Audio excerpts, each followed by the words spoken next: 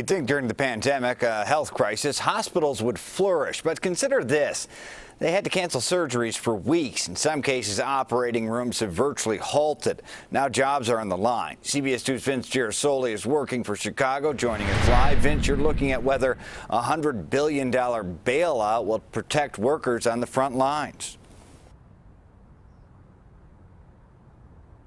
Brad, for the most part, hospitals are remaining committed to their COVID-19 staff. As you look around the grounds here in Evanston at Evanston Hospital, you can see signs that say heroes work here. But the sector has suffered significant losses, and billions from Washington may not be enough to heal the economic wounds.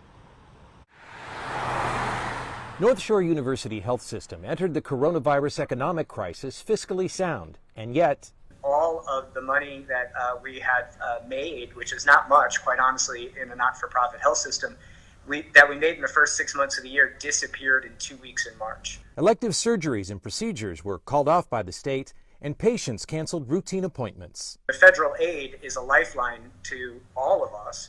In the first wave of the CARES Act, $100 billion was earmarked to help hospitals. Another $75 billion has been approved by the Senate.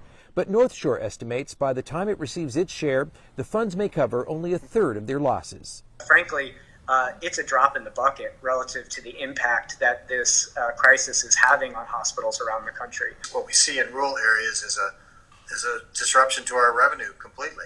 Mike Allen oversees finance for OSF Healthcare, which runs a small 97-bed hospital in Ottawa. For small rural hospitals, it really is a lifeline. Revenue is down by as much as 50%. OSF has also made staff and payroll cuts, but in rural areas, the hospital is often the area's biggest employer, and there's a domino effect. As it has a financial impact on the health system, it certainly has a financial impact and viability in the entire community. Only about a third of the original funding has been distributed based on Medicare services. The other two-thirds will include allowances for COVID-19 response. How the next round of funding will be distributed is unclear, and hospitals are bracing for more tough times ahead. There's no way around needing to make difficult decisions. Hospitals right now are busy calculating their COVID-19 expenses. That's due in Washington this week to qualify for funds from the original CARES Act. But as they look at those numbers, they're also looking at the impact in the months ahead. Reporting live from Evanston, I'm Vince Girasoli, CBS 2 News. Yeah, Vince, pretty bleak. So when hospitals reopen, it will help. But how much, how quickly, and how much can it offset these months' worth of losses?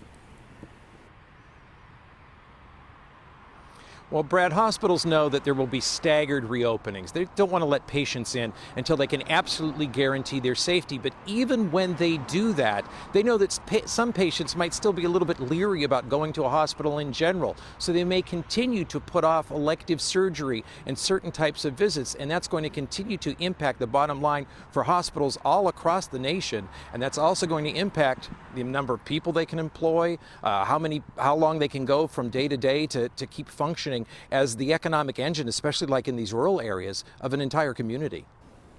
Vince Girasoli, thank you for your work.